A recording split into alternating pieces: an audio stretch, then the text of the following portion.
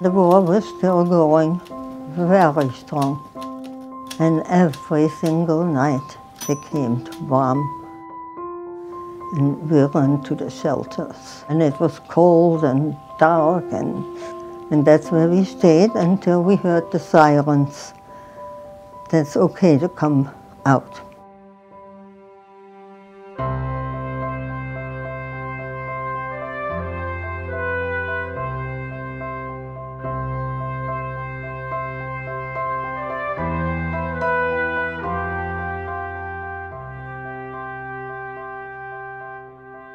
My sister lived in one bedroom with the 2 children.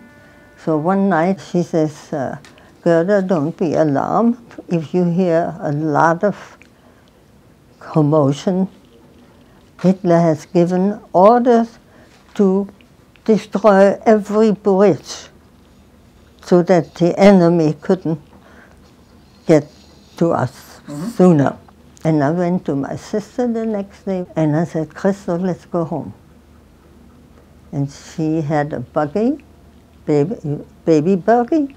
We put pots and pans on the side of the buggy and the children, and we walked all the way for 10 days from East Germany to West Germany.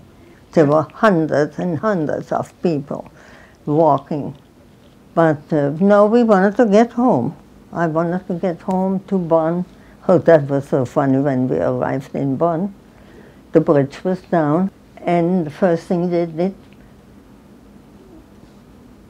they sprayed us for lice. Okay.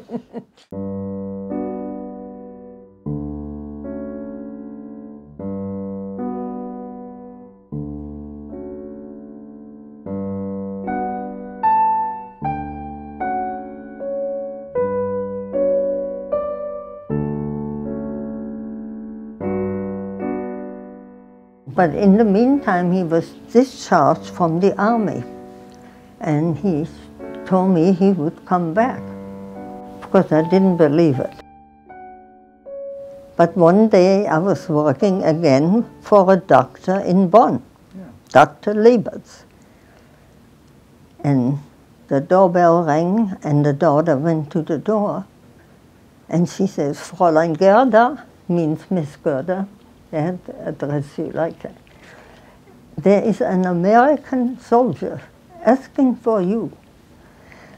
I said, oh my gosh, that's Paul. He came back.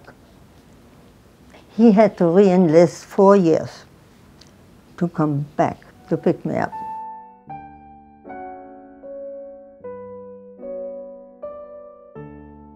And then we come to New York. Oh, that was exciting. We were all newlyweds because they gave us permission 1 month before we were shipped out that we had permission to marry.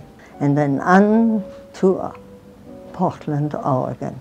And on the train, oh, I have such memories on the train, and they all knew I was a war bride. And one lady says, girl, where are you going to? I said, Portland, Oregon. Oh, you poor girl. It rains there all the time. And then came the big shock when we arrived in Portland. He says, oh, there's my mother. Where? Where? There is my mother and my father. That's your mother? Yes. Here, I expected her like the Germans with the hair like this. Yeah. You know, here she was. Red fingernails, green shoes. She looked my age, and I looked hers. Okay. Because I had come from the war, tough times.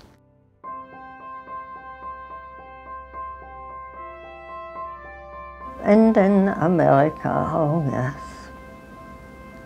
She had a beautiful house on Flinders Street.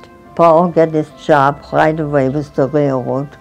But when little Paul was born, my son built a house. We lived there 10 years, and Paul was transferred. And that's how we came. So I think that's the story.